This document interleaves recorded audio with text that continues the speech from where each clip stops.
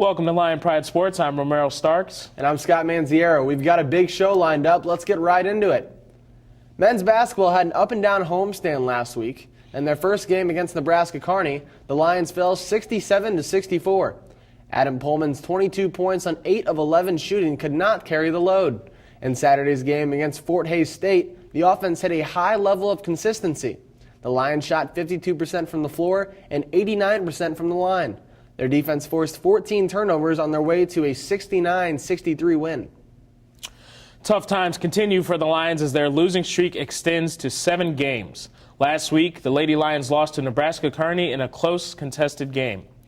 The final score was 78-80. A few days later, the Lions lost again to the Fort Hays State Tigers. Sharice Williams led the team with 17 points in that outing.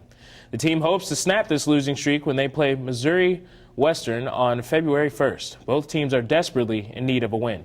Lindenwood is currently 10-11 with a 2-10 record in the MIAA. Women's ice hockey swept through Rochester Institute of Technology this weekend.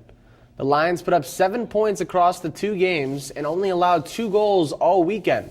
In the first game, Sierra Burton netted 2 goals for the Lions, and Jordan Pym added 2 assists to her point total. In the second game, the Lions continued their winning ways, with Jolene DeBrun stopping 26 shots. The Lions next play on the road at Robert Morris in Pittsburgh, Pennsylvania, February 9th and 10th. Lindenwood Track and Field came back from the Principia Relays with 13 victories. Erin Hodge continued her dominant season, pulling in a gold finish in long jump and 60-meter hurdles. The team's next event will take place February 9th and 10th at the Gorilla Classic in Pittsburgh, Kansas. The Lions gymnastics program headed west to Seattle this weekend. They took home all 4 individual events and won the team's tri-meet over Seattle Pacific and Wisconsin Eau Claire.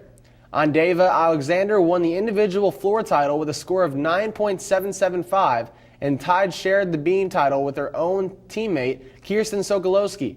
In final team scoring, Lindenwood scored a 193.875, with Seattle Pacific netting a 190.725, and Wisconsin Eau Claire came in last with a 184.9.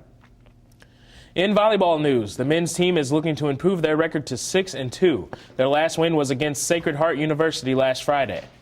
Sophomore Michael Jennings led the team in every category except for assists and digs. Jennings set new career highs in kills, aces, blocks, and digs. Senior Nathan Van Dellen scored 12 kills against SHU and has had double-digit kills in 4 of the 7 matches this season. Coming up, the team has a home game against Grand Canyon University on February 2nd. The wrestling team has been in a bit of a slump recently. They are currently on a losing streak after failing to win in any of their last 4 outings. In their last meet against number 12 Nebraska Kearney, only sophomore Carlos Jaquez and senior Hunter Harrelson won their matches. The wrestling team is currently 0-3 in the MIAA. Their next matches are at home against University of Central Missouri and Fort Hays State University. Coming up next, Marina Bach got to sit down with women's rugby head coach Billy Nicholas to discuss their upcoming season. When it comes to saving money, What? Parents! don't act like a baby. Oh, it's like they're having their own little meeting. This is so humiliating. Be the boss I'm the boss. What the? Power nap. You were saying. and make a budget. Let's get to work. Need a little help? Stacy, read back the notes. I can't read.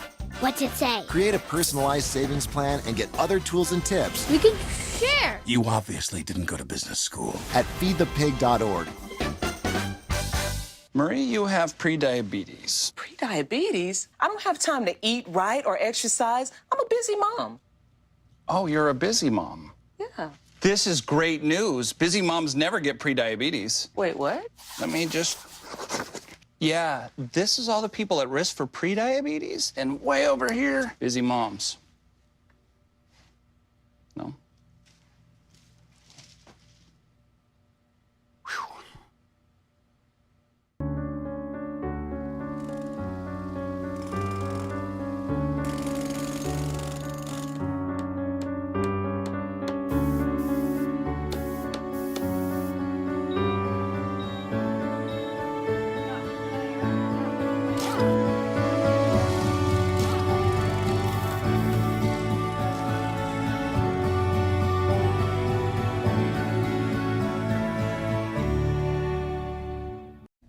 Welcome to this edition of Lion Pride Sports. We are here continuing our interview series. I'm Marina Bach, your host, and joining me today is Lindenwood Rugby's head coach, Billy Nicholas. How are you today, Billy? I'm doing great. Thanks for having me. Yes, thank you for coming on the show, spending your time here with us.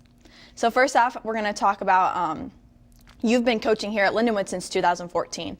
So could we kind of have like your background and like who you are, where you came from, because you came from New York, Yeah, right? so I went to college at SUNY Cortland in kind of middle of New York, and then when I graduated from there, I was teaching in the Bronx for 5 years. So teaching phys ed and health, and then started coaching and playing in New York. So your background on rugby is, did you play as a collegiate sport or? Yeah, so I was really big on football growing up, and I always thought that I was going to be this head football coach. But then the area that I taught in, when I was a teacher in New York, we really didn't have too much money for equipment and didn't really have a dedicated field. Yeah, didn't have much money at all. So we found an organization called Play Rugby USA, and they actually were giving out free rugby balls, mouth guards, and just kind of basic equipment, and that's kind of when I started coaching. And then the year I started coaching, I actually started playing. So I didn't start playing until after I graduated college. So I was a late bloomer as far as playing and coaching goes. So I've spent the last, 8 years now pretty much absorbing as much as I can. That's crazy. Yeah. So who has been your mentor like throughout this process of you learning rugby and like all the skills and all the technical terms that go with it? Yeah, that's a good question. I would say that's like a handful of people, to be honest with you. I think when I first started out, there was quite a few people in New York that kind of guided me along and kind of mentored me into the sport. And there's quite a few coaches from Old Blue, which is the club I played for and coached for while I was in New York, that have really helped me out along the way. And now the more coaches I meet all over the U.S. and abroad as well have just, it's kind of like they each just give you something different to think about or a different way to think of things, and you kind of add that to your coaching toolbox. Just with other, like education, like you have your visual people, your physical people, your hands-on, so. Yeah, I think that really kind of helped me out actually before I got into coaching, is the fact that I was teaching. I think the way I kind of hold my practices and kind of approach the student athletes is from a teaching perspective. So I think my ability to kind of transfer over that knowledge is a little bit easier for me. Definitely. And then could we just go over like rugby as a sport here in the United States? Like you're saying there's a lot of club sports. There's not a lot of teams? It's growing. Okay. A lot, yeah, it's growing, and it's really starting at the youth level. There's a lot of organizations, whether in New York or Memphis, and kind of state-based youth organizations, almost in every state, that have really done a massive part to help grow the game. And I think that we're starting to see that at the university level, is that there's now more student athletes looking to come and play, for high-end, top-end teams like Lindenwood. So it's definitely growing quite a bit. And then can we talk about how you got here to Lindenwood? Who brought you? How this happened? That's a good question. So going into my 5th year of teaching, we finished up and I was coaching a team in New York called the Old Blue Women's Sevens team. It just so happened that the other coach, also from New York, recruited 2 Lindenwood student athletes to play on that team. So Davon Thomas and Tiana Camus came over to play over the summertime, and I had no idea about Lindenwood or where they were from or anything like that, but I got to know them, and they were great people. And throughout the summer, they kind of let me know, like, hey, are you ever going to coach at the university level? And I said, no, I'm fine at the high school. I'm fine coaching women's. I've got a good gig teaching in New York right now. And they told me that towards the end of the summer that a coaching spot was opening up. And that's when I kind of started to give it some more thought and made the jump, and haven't looked back since. It's been a blast being here. Definitely. So what is the transition between college and then high school? Like, is there a big change in just like their physical, like, and mental state? Like their bodies are just, they bulk up coming to college. I think when I first started, it used to be kind of just the rugby IQ that was, it was still growing. So we'd get some high school athletes coming into the university level that, it depends kind of where they were coming from, because there's a lot of great high school coaches, but I think the biggest deficit was the rugby IQ, and now you're starting to see more and more high school seniors that have been playing rugby for quite a few years longer. So they're kind of coming in with that knowledge. So I think the big thing for us is, just to get them up to the pace of the game from the high school to college level has been a fun challenge. That's great. That's great. And then can we just talk about here at Lindenwood some of like the outstanding players and like that you've had come in here? Oh gosh, there's been so many. I know. Yeah. No, there's been so many outstanding players that have been here, and that could be from just really hard workers and really good leaders that we've had that have helped build up the program and create a great name for it. To players that have been able to be nationally capped for the Women's Eagles, whether it's 7s or 15s programs. And I would say that, we're starting a little Hall of Fame in our locker room now because we've had so many players that have just gone on to do really great things. And I think for us, this past year was kind of our first year that we started to graduate seniors as well because it's a fairly new program here on campus. So I think, me following along with them and just seeing all the things that they're doing in their personal lives and their professional careers has really, truly been the best benefit out of it all. Definitely. So you've only been here since 2014. Yeah. So how have you helped tremendously this program grow and mature and become nationally recognized throughout? Yeah, so when I first took over, we were kind of just finding our vision of what we wanted as a program, and I think they brought me in because they wanted to have a really high caliber program, and I think it was definitely a process. It was definitely a growing process. It was a fun one. It was a challenging one. We had I want to say 13 people on the team when I got here. I got hired in September, and we had a tournament 4 days later. So I didn't know any of the players' names yet. I think that was my number one thing. I was like, okay, by this tournament, I'm going to at least know the players' names that are on this team. Definitely. And I think half the team was made up of some crossover athletes that really didn't have any rugby experience at all. And I think we grew from that 13. That following year, we actually had a class of 35 students come in. So it's growing. Yeah. Tremendously. Yeah, so we went from 13 athletes with very little rugby experience to about 60 currently. That's crazy. Yeah. And then on a personal note, what kind of valuable lessons do you instill in your players? Yeah, so we talk a lot about character. Okay. That's really big for us. So I think, being able to, when things go wrong or things get hectic on the field or in your personal life or professional career, being able to kind of fall back on those values that we have as a program.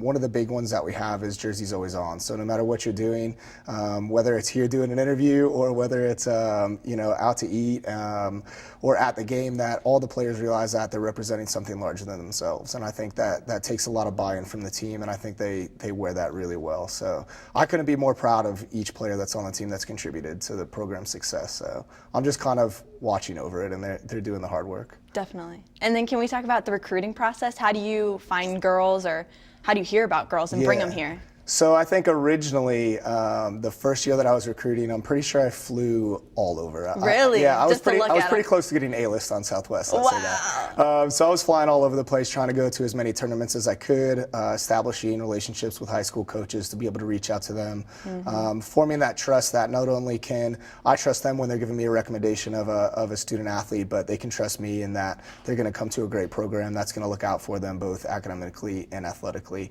So I think that was kind of how it started, and now we've had more and more high school students and even juniors start to reach out to us because they've heard about Lindenwood, and it was crazy. I think the first tournament we went to was a Vegas Sevens tournament that we competed in.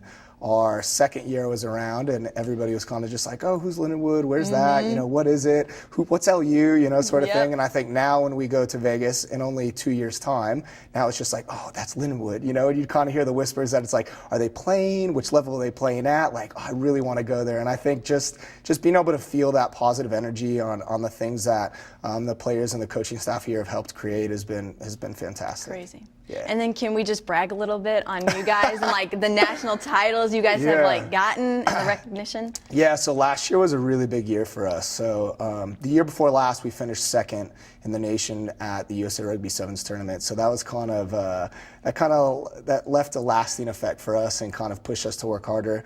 And last year we ended up winning the USA Rugby Sevens national championship. So and then we finished second in the nation for 15. So you guys are doing great things. Yeah. Combining those together, no other team in the nation finished highest with that combination. So it's been really good. That's amazing. Yeah.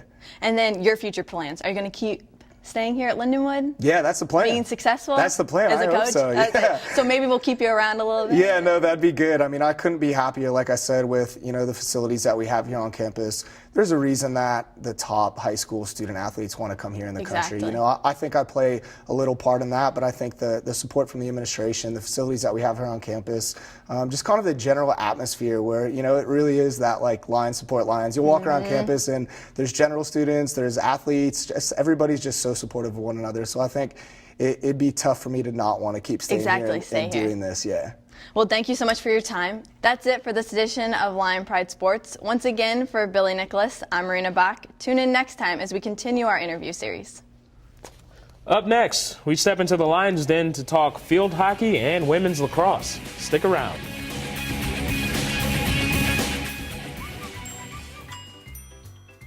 Fancy pants peanut butter? A big screen television? You haven't even bought a sofa yet. A motorcycle? When your father finds out, he's gonna flip his shoes with 2 buckles? What do you even need 2 buckles for? Mr. Big Shot, buying whiskey shots for everybody in the bar. From the looks of it, I'd say nobody even remembers. Feed the pig. Listen, I realize that I'm not perfect, but it all really started to change because you judge me for having a problem. No one is going to know that I need help. I need help. I know that no one is going to judge me for having a problem. I realize that I'm not perfect, but it all really started to change because you listen.